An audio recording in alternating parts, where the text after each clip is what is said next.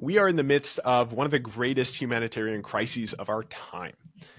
PEPFAR has saved millions of lives, and Colin is one of the co-authors of the PEPFAR report, a report that recently came out showing just how much is at stake with the recent PEPFAR freeze.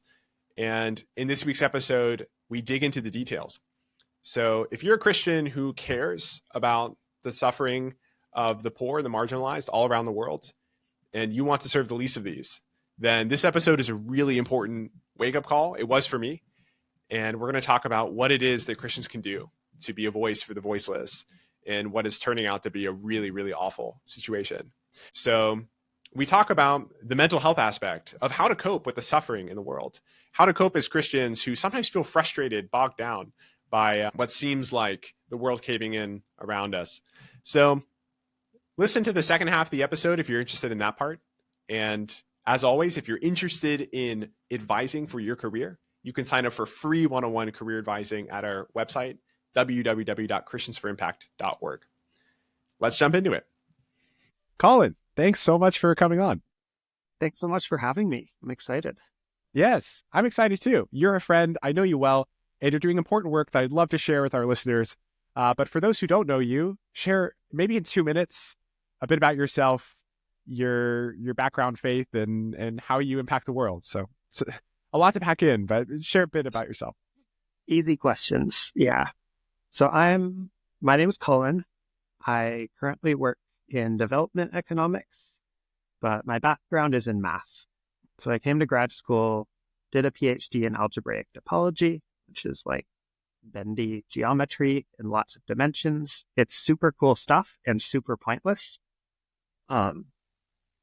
Maybe I can say that, I think. I have a PhD. Well, it's bendy, so it's very pointless.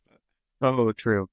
So I started getting into development economics, and now it's my full-time work. I work on general development economics research, particular areas being like water treatment and child mortality, or we have some vaccine funding projects, all sorts of stuff.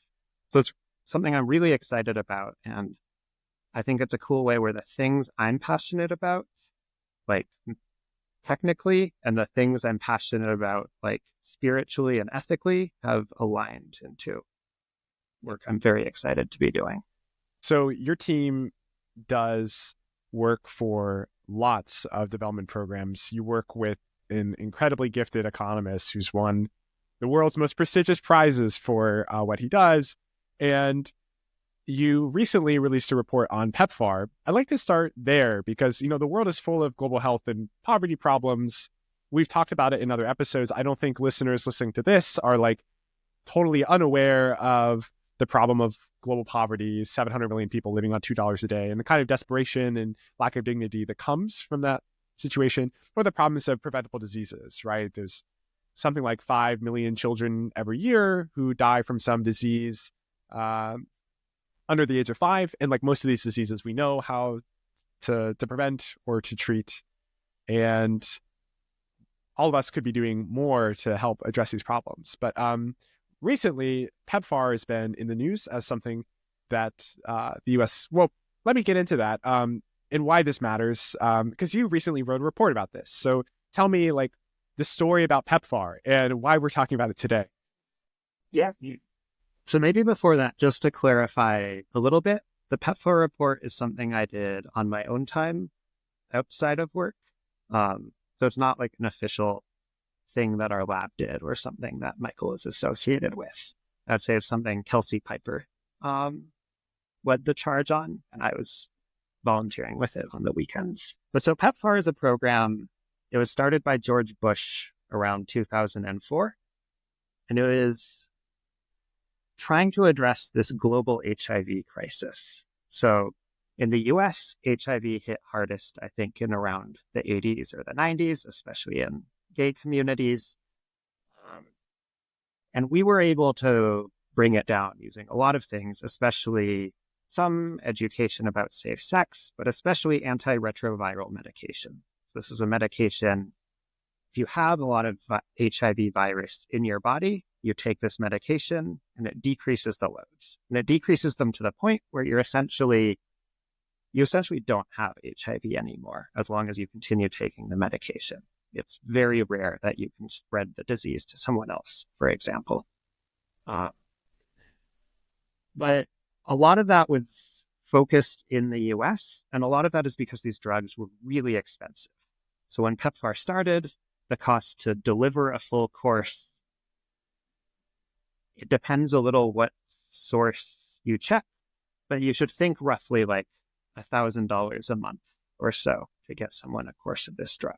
So George Bush wanted to address this. Like, this was a huge crisis. In some countries, most of the deaths were people dying of AIDS. Right. Like, more people died of AIDS than died of every single other cause combined. This is an enormous crisis. And he said, basically, we are going to heal everybody by doing this massive drug campaign. So now has other arms. Because we knew what worked, right? Like the retrovirals worked. They worked in the US. They could work globally as well. Exactly. The concern at the time a lot of economists had was it might not be cost effective. These drugs, again, thousands of dollars to deliver them. People were saying, well, why don't we just deliver like condoms or something and stop the spread? But something I think is kind of surprising is PEPFAR invested so much in antiretrovirals over the course of its lifetime. I mean, other groups did too, but PEPFAR is one of the biggest ones, that it actually pushed the innovation on antiretrovirals forward. So now the cost is like $60 for an entire year of treatment compared to $1,000 for a month. Yeah. So this is, I'm not going to do the math quickly enough, something like 100 times cheaper than it used to be. And as a result, like, HIV very much is in decline around the world. If you look at like rates of people getting it, rates of deaths, like it peaked around 2004 and it's now at something like half the level it started out at. So it's a tremendously effective program. It's prevented millions of deaths. It's done so. It started out seemingly very expensive, but it was such a big push and so well coordinated that it actually ended up being one of the most cost-effective programs of all time. If you want to save lives around the world, like, this is one of the best programs doing it. Yeah. And just for clarification, I think for a lot of people, the moral relevance of this issue is like also wrapped up in like who gets this and how they get it and whether they brought it upon themselves. But I think with the case of global HIV prevalence, it is the case that it's mostly hereditary, right? Like most people who have it received it through their parents. Is that right? Big chunk is hereditary. As I personally am a little uncomfortable with the idea of like, oh, this happened through sex, therefore we're okay with you dying from it. I think that's a mentality that, I don't know, I find very dangerous and concerning. What is true about HIV, especially in like Africa, is the majority of people who get it are women or children. So children usually get it through their mothers. There's medication the mothers can take when they're giving birth to prevent transmission, but if they don't have that medication, then the child will be born with it. Women can get it for all sorts of reasons, but a very common reason is like, you know, someone is in a committed marriage, they're doing everything right, but their husband cheats on them and goes and gets HIV and brings it back to them. I don't have the exact numbers off the top of my head, but this is, I think, a main driver of HIV rates and deaths. So even if you are of the opinion that, oh, people who bring them upon themselves, quote unquote, shouldn't be helped, like, a lot of people literally could not have done anything to avoid this. Yeah. And it's not just lives that we're saving, right? But it's also livelihoods. And like a life with HIV is a diminished life, right? Like diminished lifespan, diminished quality of life. Is there more to be said on that? It's hard to put numbers to it. I think if you are familiar with like disability adjusted life years, it's a way of trying to kind of quantify how much it affects your life. Untreated HIV reduces this by about half in a year of your life. So this means if you trust the ways economists try to measure like how well off you are, like half of the benefit you would get in a year of life like vanishes if you can't treat your HIV. Is it because you get sick so often? Is it because is there one particular reason, or is it many reasons why people report that?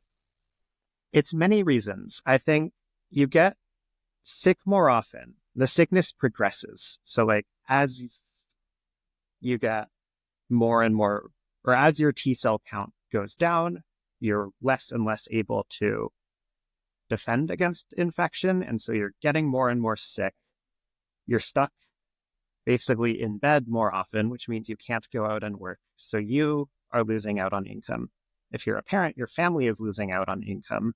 If you have children and you die early, your children are growing up without parents.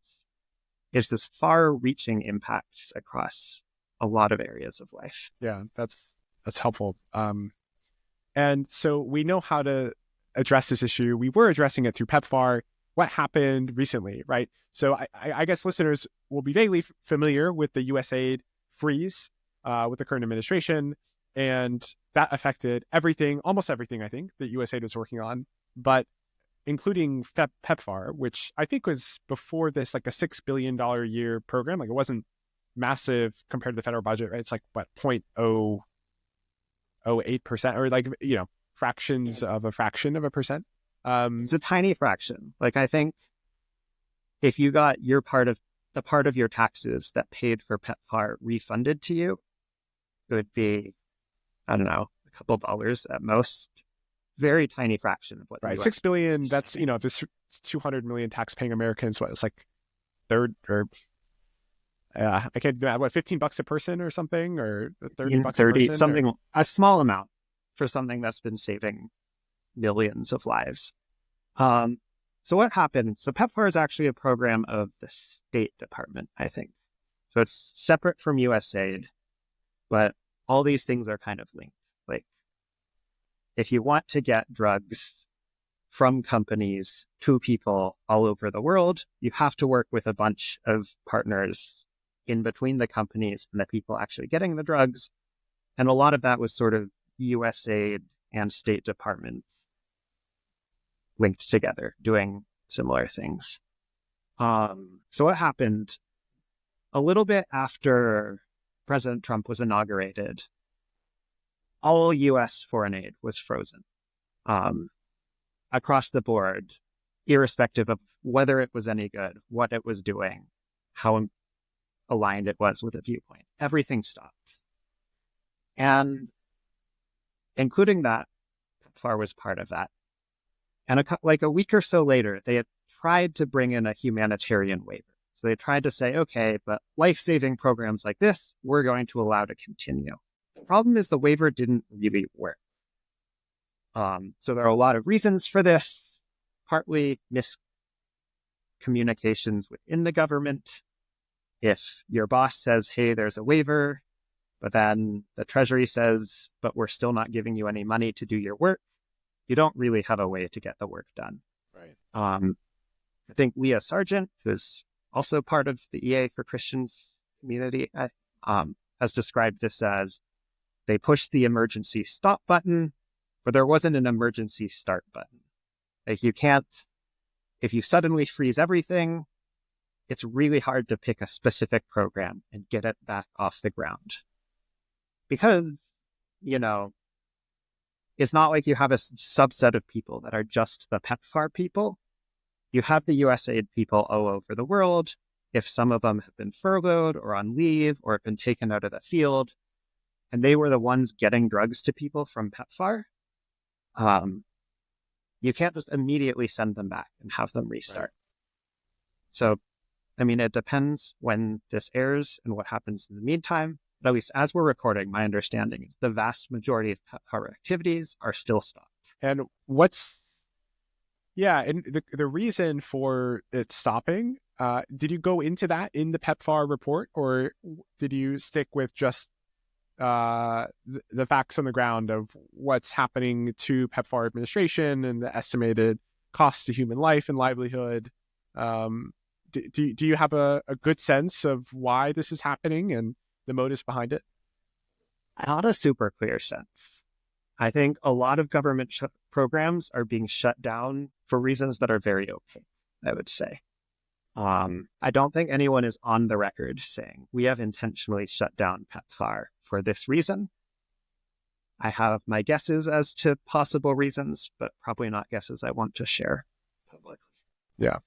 And I think what's especially sad about PEPFAR, one reason why I invited you to talk about it today is because this isn't just any aid program. And I think we can talk about briefly, maybe I'd like to actually talk a little bit for a couple minutes about criticisms of aid programs and whether or not they do hold true for PEPFAR.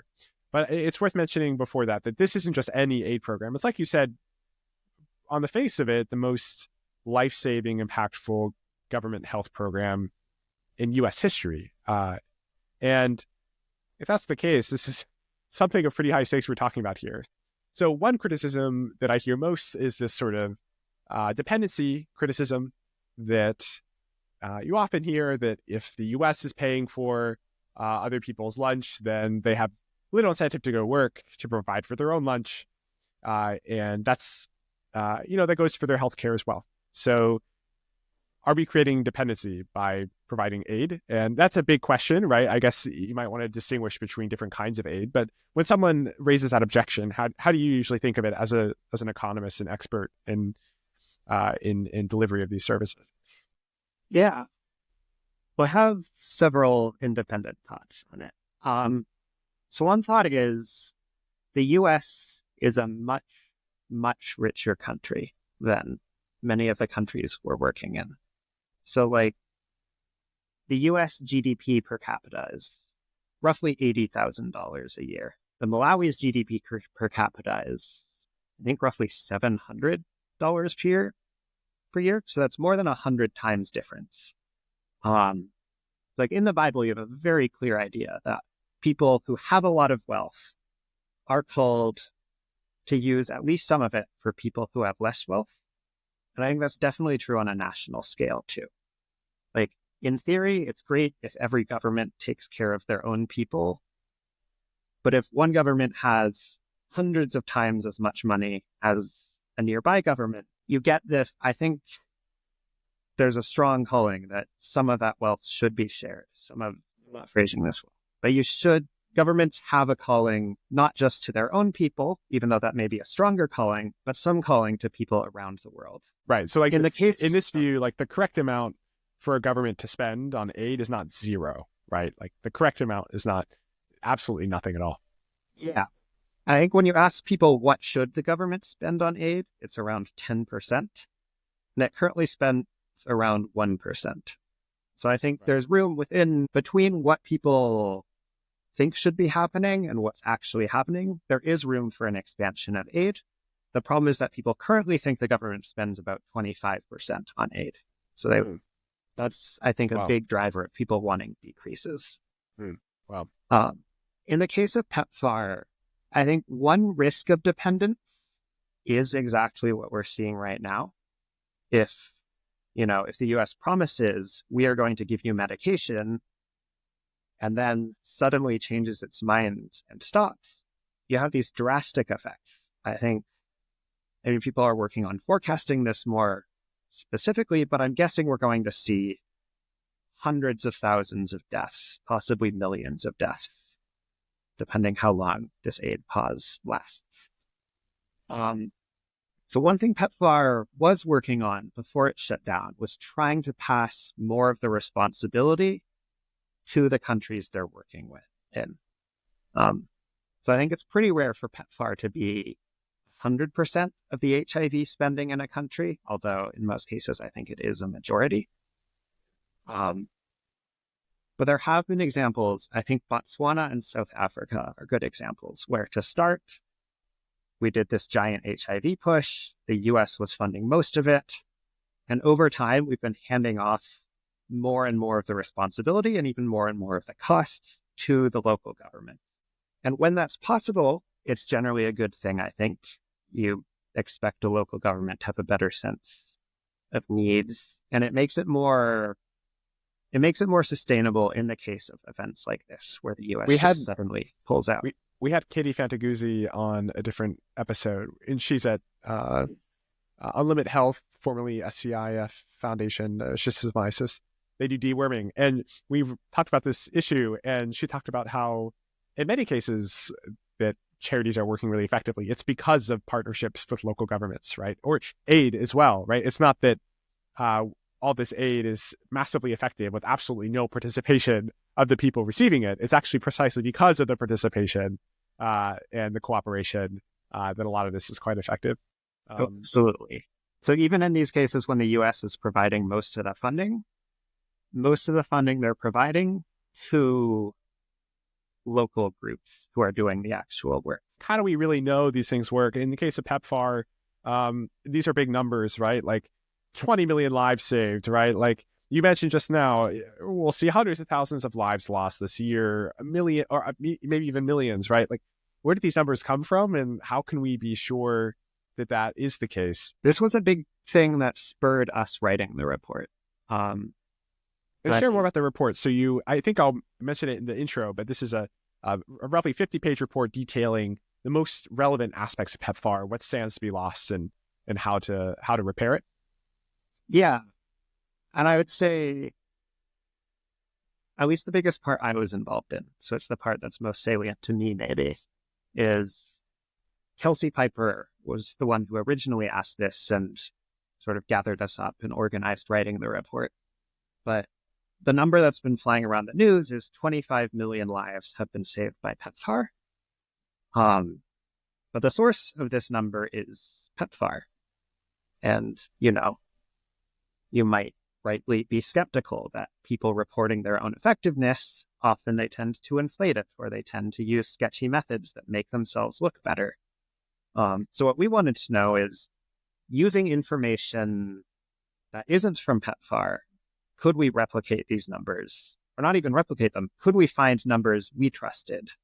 How many lives did we think were saved by PEPFAR? And you can do this looking primarily at country-level mortality data outside the US. So this is data that other countries are gathering for their own purposes to say how many people died each year.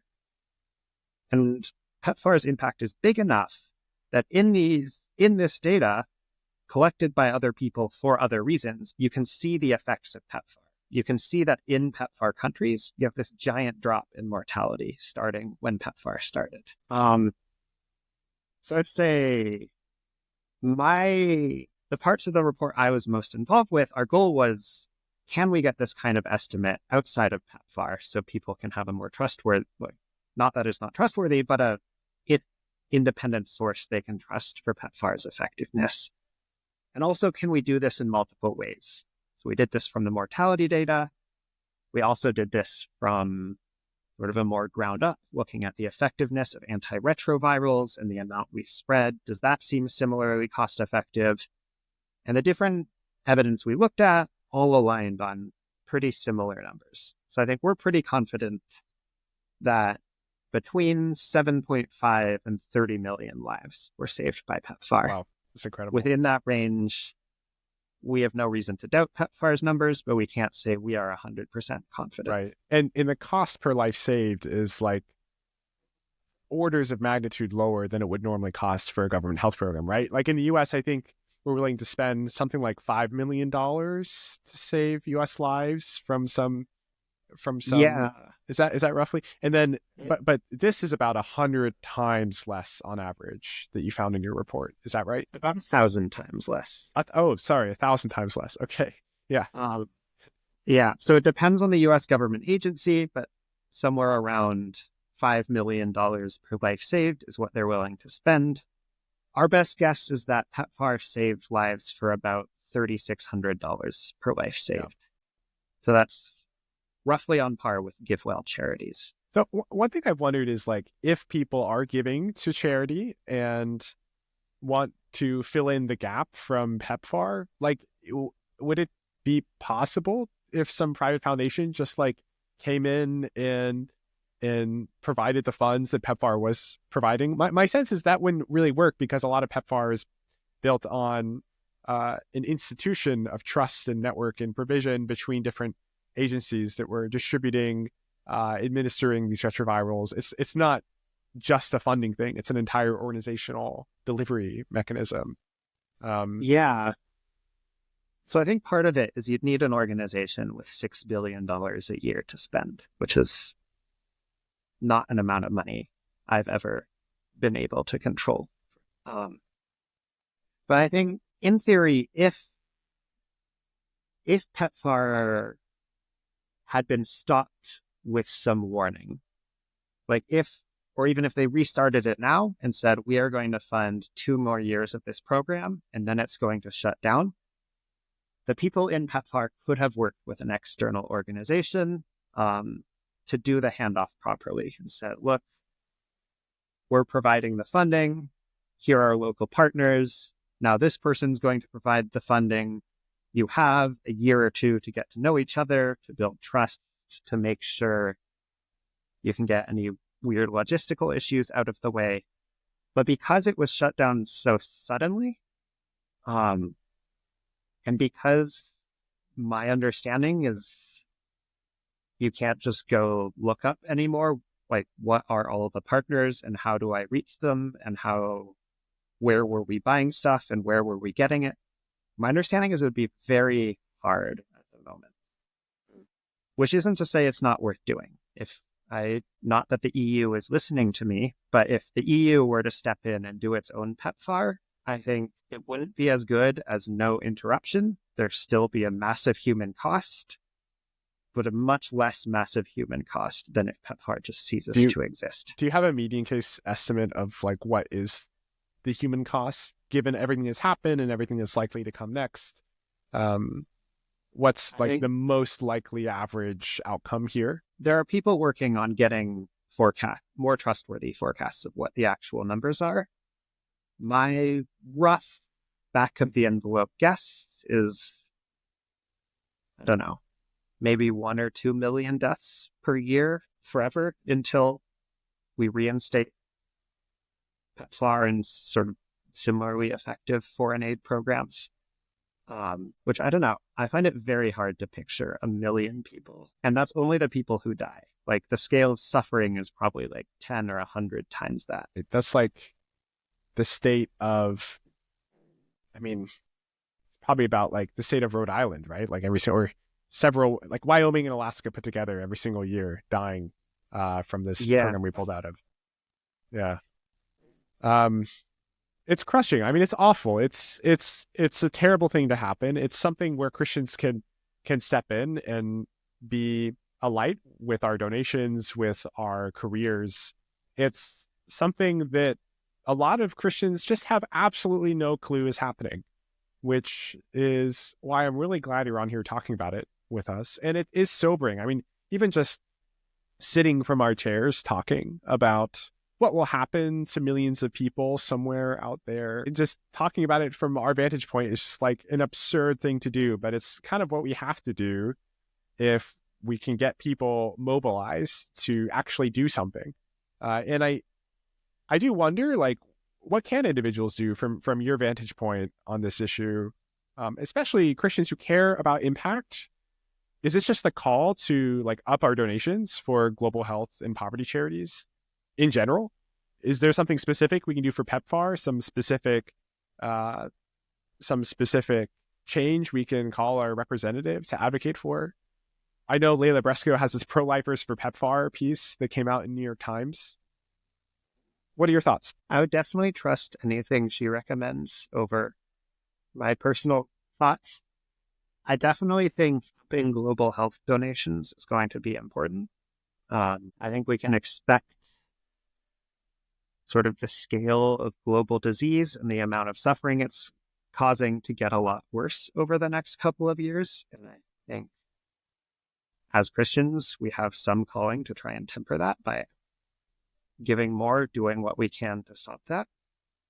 For the case of PEPFAR, I think it depends where you live, but especially if you're living in a red state, calling your representative or your senator and saying, hey, this program is really important to me as a Christian, and can we find a way to bring it back? I think representatives are at least somewhat, like, they listen to public opinion to know what to focus on.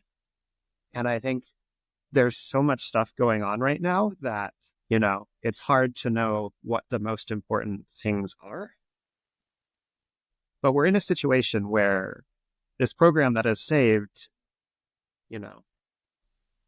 19 million lives before 2018 was our best guesstimate. But huge numbers of lives very cheaply, and it's being canceled. I think there's a very strong case to say, hey, if you're going to focus on one thing, if you are able to push one thing into the budget somehow, if you are able to somehow make one aid program come back, this is the one you should focus on. So if you had to put all of your political capital in one bucket, it'd be this bucket right here to get PEPFAR saved. Definitely for foreign aid. I think, things happening domestically. And put it in context, this is like under 10% of the entire foreign aid budget, right? So foreign aid is like 1% of the budget, and this is like less than a tenth of that, right? Yeah. Yeah. So, not to say what we should do on a domestic scale, but if you are going to do one thing for foreign aid, saving PEPFAR, I think, should be that thing. Right. Well, it's something that is emotionally really taxing. I don't know how you've fared with it, but for me, there's been, and I was talking to a friend who works at USAID. It's been exhausting thinking about the people who'll be affected. It's been terrifying thinking about how something like this could happen. It's been a bit of a call to action, right? What we do really matters. What we do with our time, our money really matters for the world's poorest, for people in desperate need, people who are loved by God, people who aren't deserving, but God loves them anyways. None of us deserve, in an ultimate sense, God's graces and mercy. And that's exactly why they're grace and mercy. And we show grace and mercy to others because God is gracious and because that's just what Christians do. And these people matter to God. Their pain matters, their struggles matter, their lives matter. And so it's exhausting and terrifying and also really motivating to see an opportunity like this, because that's a challenge for the church. It's a challenge for all of us who say that we love Jesus, to show our love for him by our service to the poor. As he said, those who love me will follow my commandments. And there are those who will say, Lord, Lord, didn't we serve you? Didn't we follow you? Didn't we preach about you? And he'll say, depart from me. I never knew you. When I was hungry, where did you come with food? When I was sick with HIV, right? Where did you provide retrovirals, right? Bit of a modern translation, but I think it's a call. But how have you been coping with it? It's definitely been very hard. I think it changes from moment to moment. There are moments when I'm deeply depressed, or when I'm deeply angry. A lot of moments where I don't know what to feel because the scale is just so much. The scale is so big. It's you imagine one person dying and you're sad. And then you imagine 10 people dying. And you're like, that's really sad. You imagine 100 people dying and you're like, that's devastating. And then you imagine 1 million people dying and I just freeze up and go numb. The scale of tragedy we're seeing, I don't think humans are able to comprehend or deal with. The plane that crashed in my neighborhood over here in DC a couple weeks ago made national headlines. The 67 lives, I think, that were lost. If I do the numbers in my head right, the numbers of lives lost from pulling back PEPFAR will be something like a plane like that crashing every single hour, every single day, forever until it's reinstated, right? It's jarring. Yeah. Yeah. And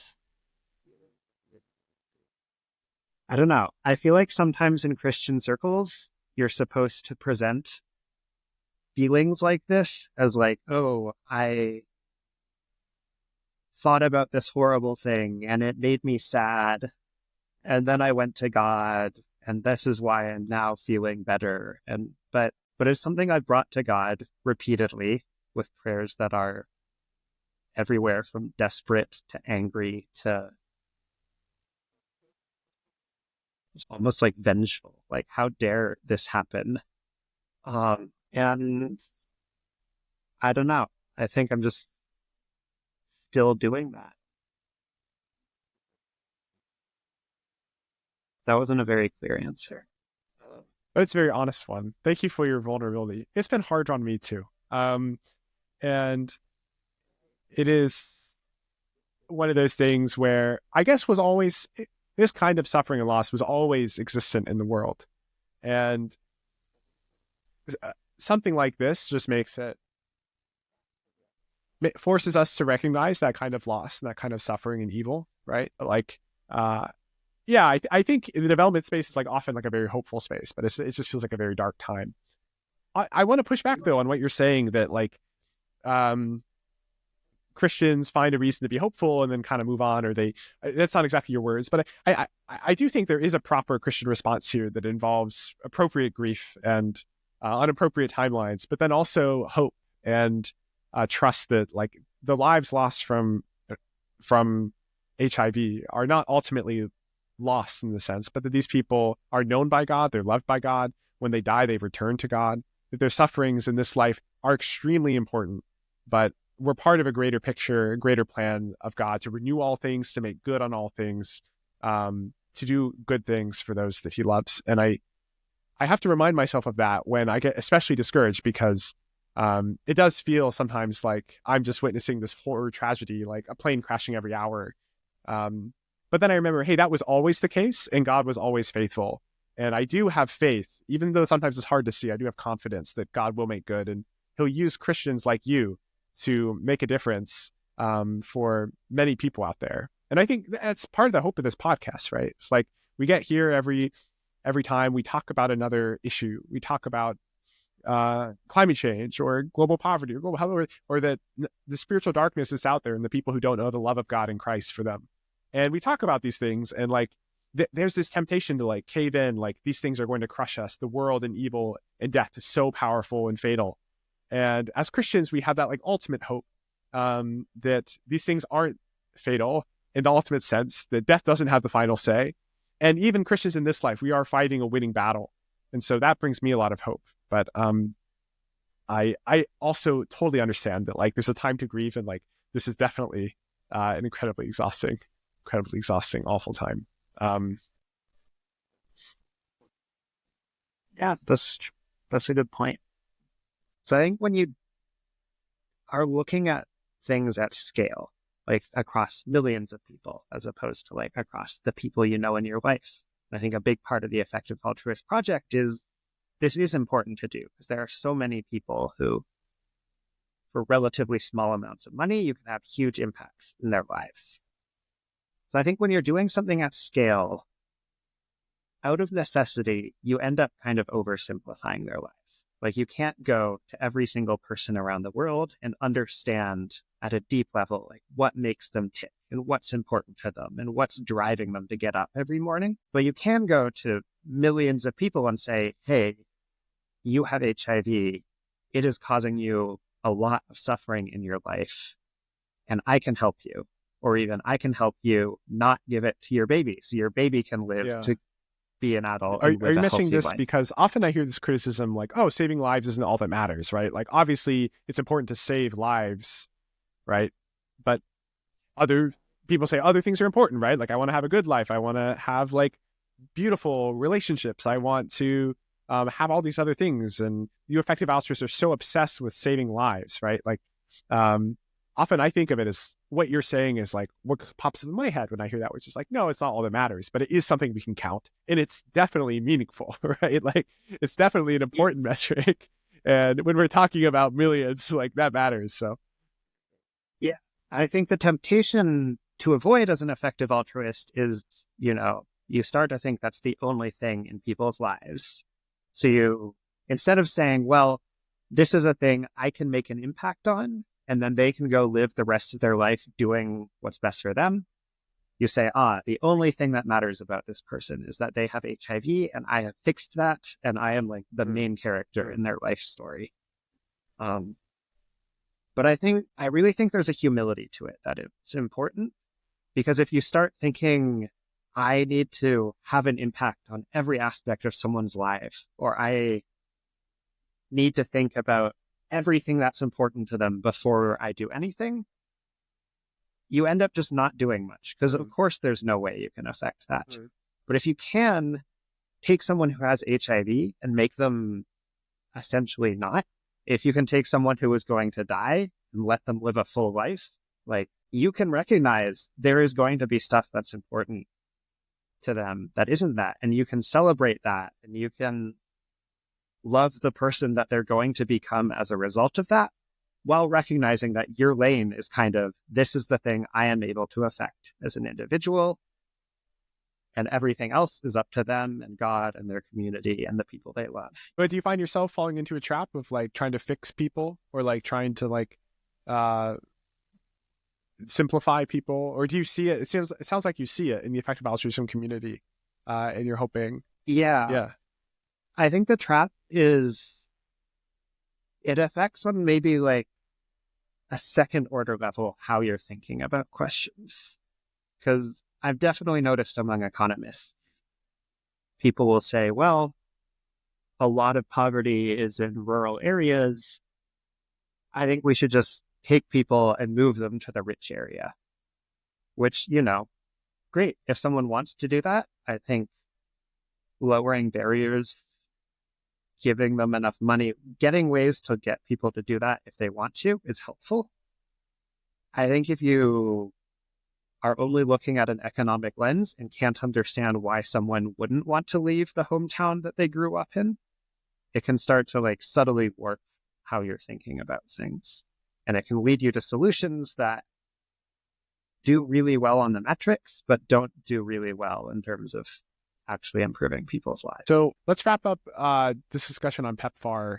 So Leila Bresco, good person to follow up with if you're interested in more bipartisan political engagement on this issue, it seems like. Yeah. Well, I don't want to sign her up to have a bunch of conversations that she didn't agree to. But I would read her stuff. I would love if, like, because of this podcast, hundreds of people hit up Leila Bresco or anyone to do something about PEPFAR. That would be amazing reach and impact, even if misdirected. But anything else that comes out of this as an upshot from PEPFAR that you think listeners should know about? I would love it if, when things like this happened, when funding for HIV got cut off, when foreign aid was in decline, people knew the church was going to be a force of opposition to that. Not in like a liberal or conservative sense, but in a, we are Christians and we care about our neighbors, and we are going to do what it takes to make sure our neighbors are cared for. I don't think we're there yet. You can tell I'm talking about this on the Christians for Impact podcast and not the Christianity as a whole podcast. It's not something you hear preached about. I mean, maybe you do in some churches, but it's not something you're hearing from the pulpit. Like, hey, this is one of the humanitarian crises of our time, and the church is going to do something about it. And I don't think you can't change the entire church all at once. But I think one thing Christians can do in the meantime is talk to other Christians in their life, in their community, in their church, and be like, hey, this is happening. This is a really big deal, and I care about it because Jesus called me to love my neighbor. And invite them into a space where they can do that too. I think that's all my thoughts on that. Nice. Maybe a side thought that's interesting. But one thing that was fascinating to me working on this project is in college, I think my sophomore year, I read Leia's book, Arriving at Amen, and it was really formative for me spiritually. Wow. It's a book about like Catholic prayer.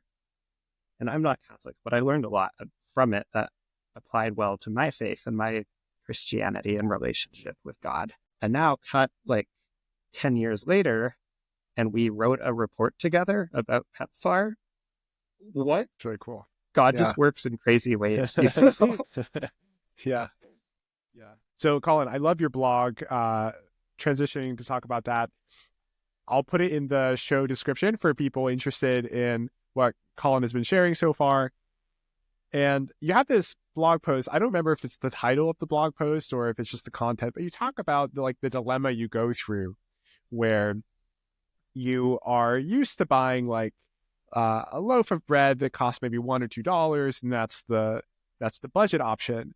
But you really love this whole grain wheat loaf of bread that costs $8, probably from Whole Foods, right? And you don't need it. It's not nutritionally more healthy. And you love to flesh out on that. But every single time, and correct me if I misparaphrase, but every single time that you buy the more expensive loaf of bread, you feel the weight of the suffering of people who you could have helped had you bought the cheaper bread and donated the extra money. And so my question is, when is it okay to buy the $8 loaf of bread? And where have you fallen on that now? That's a really good question. So I wrote that post, I think when I was 25 or 26, and now I'm 29. So, I haven't had a lot of life experience since then, but I've had some. Had a lot of bread. I have had a lot of bread. And I think I have a lot of mixed feelings about that post. I feel very called out by it when I read it now, because I think a lot of the stuff I predicted was going to happen in my life did happen in my life. So I think what I was really worried, I think this is called the hedonic treadmill. I'm not a philosopher, so I don't know what anything is called. But when you indulge yourself a little bit and are like, oh, I'm going to get this slightly nicer thing, then you get used to it and it becomes your baseline. And then the next time you want to get something nice, you have to get something even nicer. And, you can apply this to all sorts of luxury things, but it also applies to just basic food. If you go from the $2 bread to the $3 bread, next time you want to upgrade, you're going to have to go to the $4 bread. And I've really noticed that happening to me in the last couple of years.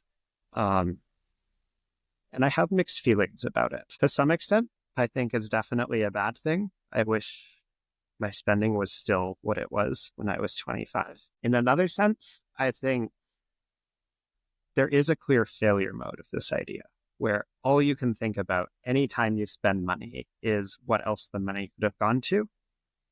And because the need in the world is so great, and because the amount of money you have as an American, or at least a middle-class American, is so much higher than the typical amount of money someone has in the world, you can't escape this dilemma, right? If you're buying the $1 bread, then you reach a point where you're like, well, I could have slightly less of the $1 bread, or I could skip meals occasionally and donate that money. And you can never escape this feeling that you're not doing enough. And I think where I'm landing right now is that the best way to deal with this is to make all of your decisions about how much to spend at moment, how much to spend and donate, all at the same time.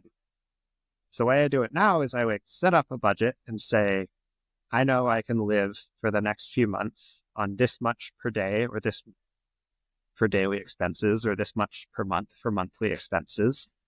And I'm psychologically just going to give myself permission to spend as much of that budget as I want, knowing that I've already set aside the money that I'm donating. I think Julia Wise does it this way as well.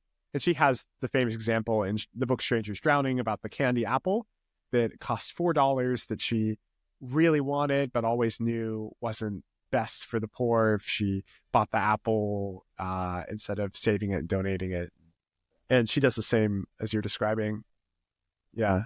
And how has that gone for you? Is that, does it get around the treadmill, or it sounds like a acquiescing somewhat, keeping mental health more intact, but also acknowledging that, maybe the optimal thing is just to set a really low budget and make little opportunities for yourself to spend beyond the optimal means. Yeah. I think personally, I should be donating more than I am. I think I would definitely say I've gotten on the hedonic treadmill too much, and I could be happy on less. I want to push back a little bit on the idea that this is always acquiescing. I think coming out of college, I mean, I just, for independent reasons, had really bad mental health my first 2 years of grad school. And I think I had this idea that benefiting my mental health wasn't okay because what was going on in the world is so much more important.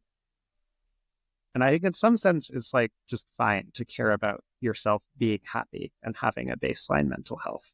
But I think even if what you care about is just what is best for the world, I think you are much more able to do things that benefit other people if you are relatively stable and happy.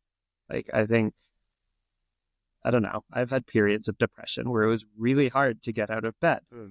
And if you have driven yourself to that because you care so much about other people, I think it's worth healing that, specifically because, I mean, A, because you're valuable and God loves you, but B, because if you want to help other people, you have to actually be able to help other people. And I think there's some baseline level of mental health that lets you do that a lot better. Are there any particular trappings of thought that you think impact-minded Christians get into? Like, you know, tormenting oneself for buying the wrong loaf of bread. Are there other examples that might? I think it's specifically when sort of optimizing turns into guilt, maybe. Like, I think it's really helpful to think through, are there downsides of me buying this nice thing? If you're doing that to make, like, so you can improve your decision making. But if you start doing it in a way where you're dwelling on the negatives, or every time you do something that's not optimal, you feel deeply guilty, I think it's really easy to accidentally spiral. One struggle I've had with the every dollar matters so much for people who are suffering component of this world that we live in is one inevitable result of it is that, like, for wealthy Americans, morality just becomes about money. And morality is about more than money, right? Like, it's certainly about money, and money is a huge part of morality. It's a huge part of Jesus's teachings. I've heard it quoted in sermons. I actually don't know if this is true, but I hear it quoted in sermons all the time that Jesus spoke more about money than anything else. And so money matters, but, like, it's not the only thing that matters. And it seems like also really important that we were, like, kind and loving to the people who lived in the flat next door, and we, like, baked them brownies when their mother fell sick with cancer. Or, like, it seems really important that, like, all the other aspects of Christian life and worship are there. In one sense, I want to say Christian morality is more demanding than secular morality because, like, yes, caring for the widows and orphans and donating matters, but also all these other things matter too. The intentions of your heart, right? Like, if you hate your brother, you've committed a kind of murder. That's just something I see in myself, like, a tendency towards that spiritual state of mind where, like, I might even neglect, like, friendships that I have or, like, duties I might have to be a good neighbor to people who literally next door. Because I think, like, the 10 minutes it takes to go say hi to that person is like 10 more minutes I could have worked at Christians for Impact, like, had some downstream effects on people living in extreme suffering. And I'm not sure I make the right calculation there. I mean, maybe I'm wrong. Maybe the calculation is always, like, you know, hole up in your silo and, like, avoid all immediate, like, decency and, like, focus just on the world's most suffering people. And I think if you could only choose one, like, that's probably the better thing to choose. But I feel like there's got to be a way to choose both. So I don't know if that resonates with you at all or if you've had any similar experiences, but I agree there's a way to choose both. I think in most cases, people are erring on the wrong side of not caring enough about money versus caring too much about. Well, I mean, people care a lot about money, but caring enough about donating. Yeah. I think in economics, we talk a lot about comparative advantage, which is, you know, if I can do stuff and you can do stuff, I should do what plays to my strengths the best, and you should do what plays to your strengths the best, and we can trade and everything can end up better. And I think for most Americans on a global scale, our comparative advantage is very strongly money. I think the amount of good you can do with your money far outweighs the amount of good you can do with everything else combined. Um, I do think in the effective altruist community, you can start to see kind of the opposite tendency. So I guess I want to push back on that opposite tendency, but not too strongly. Because I think something I've noticed I don't want to stereotype, but like suburban type churches is we'll read a passage about the Bible and money and what we owe to other people. And then we'll start talking about what should we do with our money. And then someone will say, well, it's not all about money. And then we won't talk about money at all. Right. And we won't. And I think that temptation has much bigger effects than the too much. My pastor and I joke because I like my church's teaching on money. I think they preach it how it is, and it's a hard biblical truth that what we have belongs to God, and God calls us to serve the poor radically and giving lots, and my pastor affirms this. And my first Sunday at the church was actually a sermon about this, and I came up to him after the service and I said, hey, it's my first week. And he said, oh boy, you had to come this week. And I said, no, I'm going to stay here because this was my first week. And like, statistically, if you like, we're talking about this topic on my first day, you probably talk about this a lot. And this is such an important topic for Christian discipleship. So, and for the poor. So thank you so much. And he always brings it up every time. Yeah, there we go. There's my camera again. I think once it's finished, I don't think anyone will care. If you're watching my video, just switch to this other camera. But I think there are really two aspects to when you donate money, right? Like part of it is how much are you giving? And part of it is where you're giving. And I think one of the very surprising things effective altruists have learned about the world is that if you give to like the best charities, you can do 100 times as much good, roughly, as if you give to, an average charity. And I think something this means is focusing too hard on the demandingness aspect rather than the finding the best charity aspect, I think is really counterproductive. Like, there is no way, even if I bought the world's cheapest bread and nothing else in my life, right, I could give 100 times as much money as I currently give. Whereas if you have a habit of donating even a small amount, that's a really easy switch you can make with no effort and no guilt and very little time spent. So I worry that the more time we spend talking about what if I increased my donations by 2% and had to give up everything I like in life to get that extra 2%, we're missing the bigger picture of actually, if we just got everyone on board with giving to more effective places, no one would have to be that demanding. No one would have to feel guilt all the time because the amount we would have to give would be a lot smaller. Yeah. Better to give more effectively than like try to give marginally more. Yes. Effective giving, an amazing topic that we are super sold on here at Christians for Impact. If you're interested in effective giving, you can listen to our episode with Paul Niehaus or with Jason Dykstra. Having Colin talk about it would be like, not preaching to the choir, but letting the choir sing when we've heard them many times. But Colin really is a world expert at measuring effectiveness. So if you're interested in giving more effectively, I'm sure Colin would be happy to talk to you about it. We would be happy to talk to you about it. Christians for Impact at Impact Mentorship. Just want to wrap up here because Colin has to run real soon. If somebody's interested in a career in development economics, Colin, do you volunteer to send advice? I know your time is limited, but if in principle, if you have the time, are you open to potentially meeting with mentees about development economics careers in an academic, mathy econometrics way? Yeah. Absolutely. Colin has done it in the past. I will speak for him. I just put him on the spot here.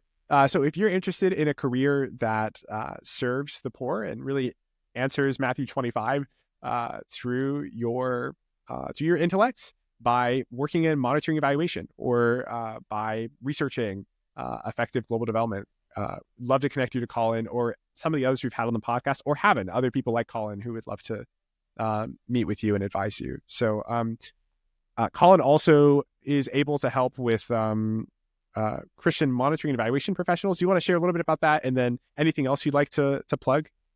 if you work for a Christian nonprofit and either your job is monitoring an evaluation, or you want the nonprofit to build a monitoring and evaluation program and don't know how, you can sign up for our mentoring. What I found from experience, the easiest way to do this is if you come in with a plan and then you send us the plan, or you send us an analysis you did that you want feedback on. So you can send that to us. We'll schedule a meeting. On our end, we'll review it before the meeting.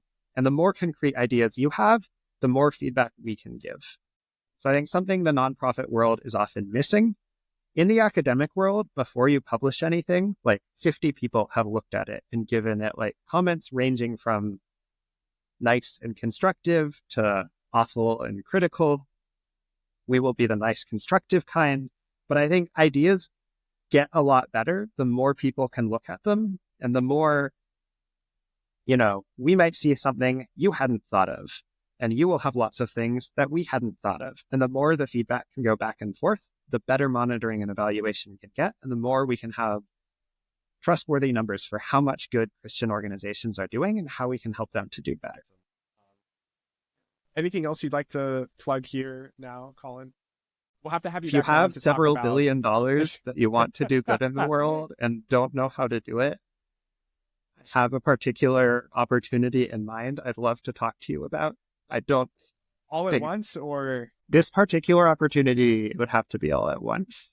It's not PEPFAR. In general, if you have money that you want to donate, you can talk to me. I'm not going to tell you to give it to me, so you can trust me. But we'll have to have you back on to talk about the many, many wisdoms that you have, especially about Christian development charities and how to make them more effective.